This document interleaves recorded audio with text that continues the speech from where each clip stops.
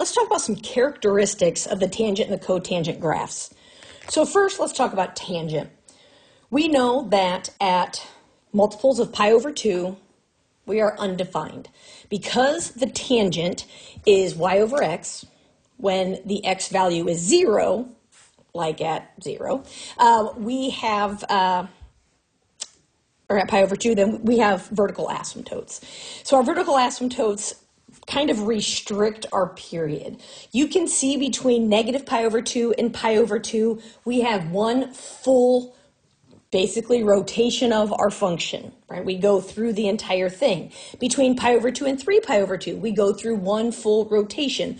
So when you think about the period of the tangent graph, the period is pi, because through just from pi over 2 to 3 pi over 2, that is the length of pi, and we have one piece of the tangent, one full piece of the tangent function in that piece.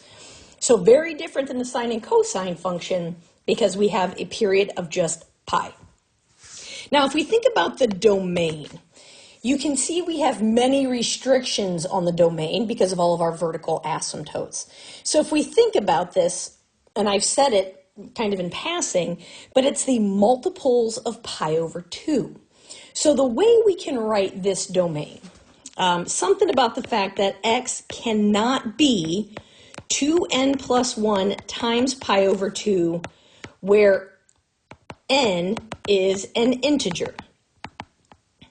Okay, so if you think about this, if n is 0, then you can see if 2 times 0 is 0 plus 1, we get 1 times pi over 2, which is pi over 2. If n is 1, well then 2 times 1 is 2, plus 1 is 3. 3 times pi over 2 is 3 pi over 2. Right, so you can see how when you plug values in for n, it gives you all of these multiples of pi over 2, which is where our vertical asymptotes are. So it's kind of a weird domain, but the basic idea is all of the multiples of pi over 2 cannot be in the domain because those are where the vertical asymptotes lie. Now for the range, you'll notice that these graphs go on in the vertical, both up and down, positive and negative directions, just forever. So our range is negative infinity to positive infinity. So a few things just about the equation with this. The basic equation, what I've graphed here is just y equals tangent of x. A few things that we're going to get into a different video where we talk about the differences in the equations and how that impacts the graph.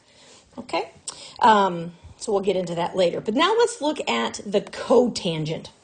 So we know with cotangent that because cotangent is, flip the tangent, so now we're talking about x over y. So now our vertical asymptotes are where the y value is undefined. So where is y 0? So that's 0, pi, 2 pi, that's all of these multiples of pi. So again, very similar to the tangent function is that you can see one full revolution of the cotangent function falls within a period of pi. So the cotangent also has a period of pi.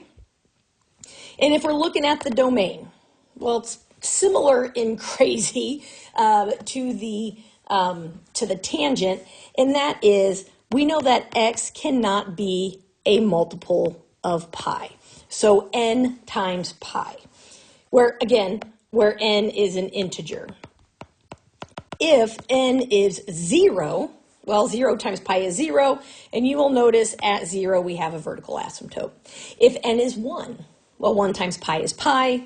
Yep, pi is where we have a vertical asymptote. So that's how that works.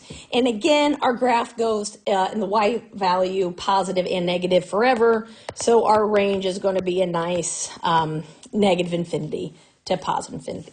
Again, the graph that I drew here is just the y equals cotangent of x. And we will have a different video where we talk about the equations of graphs and how it changes the graphs. So make sure you check into that.